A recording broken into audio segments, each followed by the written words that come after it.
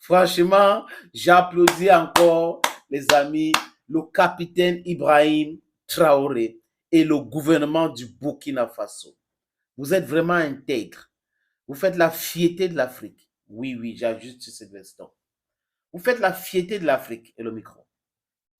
La France suspend quoi? L'aide au développement et budgétaire au Burkina Faso. Ibrahim Traoré dit quoi? Qu'on s'en fout. Depuis 65 ans que cette aide-là existe, ça n'a jamais apporté quelque chose de concret dans notre pays. La France faisait ça. Nous tous, nous savons que la France a fait ça uniquement parce que le Burkina Faso a décidé de soutenir les nouvelles autorités nigériennes. Ça les fait très mal. Et du coup, ils pensent que, ou elle, ou la France officielle pense que, elle peut frapper, et en frappant fort, c'est l'aide au développement. En marchant, c'est-à-dire qu'une grosse arnaque, l'escroquerie du siècle, qu'on appelle l'aide au développement. Et après, comme ça sonne fort, et qu'il y a certains corrompus qui prenaient cet argent-là pour mettre dans leur poche, ça a profité seulement à certaines élites corrompues africaines. C'est notre argent qu'on leur donne en parlant d'aide au développement et budgétaire.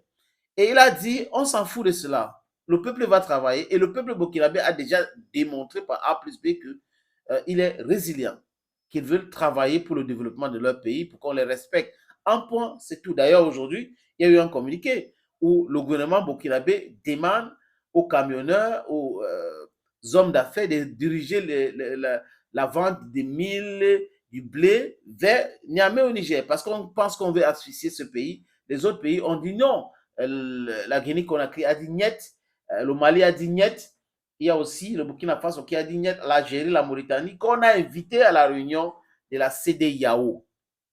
Et les amis, ils font le bruit, ces autorités françaises-là, ces élites françaises-là, qui dirigent la France depuis Charles de Gaulle, les gens qu'on a libérés, qui devraient nous libérer, mais qui nous maintiennent dans la pauvreté abjecte parce que c'est grâce à l'exploitation de l'Afrique sauvage, grâce au vol perpétuel en Afrique, grâce aux différents abus et des accords coloniaux bidons, que la France maintienne sa position aujourd'hui comme un pays riche, industrialisé. Et Jacques Chirac l'avait dit et il avait martelé. Il est temps d'avoir de nouveaux rapports avec l'Afrique. Il ne faut pas continuer avec ces mêmes rapports. Ce n'est pas possible de continuer comme ça. Si vous ne faites pas attention, la France va régresser à un pays du tiers-monde. C'est ça qui est en train d'arriver là. The prophecy has come to pass. Dear friends, dear African youth, you should keep the flame of mobilization burning, contestation burning. This thing can take us 4 years, 10 years, 20 years. We should keep the steam because it all depends. It's our future. It is our children's future. We need to fight our battles now and not allow for these criminals to take stock of everything that's in Africa and then come and steal. We don't need that. We need to be free, friends. Et là, le Burkina Faso fait quoi? Vous savez qu'il y avait une convention d'évitement de la double imposition. Une stupidité qu'ils avaient signée à l'indépendance et vous savez que le gouvernement successif devrait respecter les accords. C'est comme ça la diplomatie. Mais seulement quand les Français et les Européens ne respectent pas l'engagement, les traités signés, mais ils veulent que les autres respectent, c'est-à-dire qu'ils se moquent de qui, je ne sais pas. Ils se moquent d'eux-mêmes.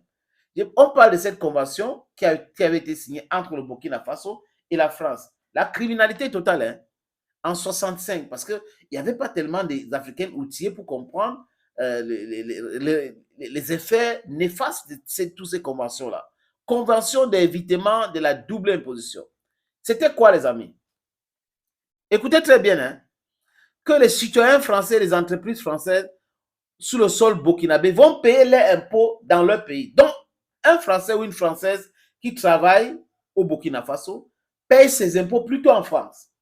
Une entreprise française qui exerce au Burkina Faso payait ses impôts plutôt en France.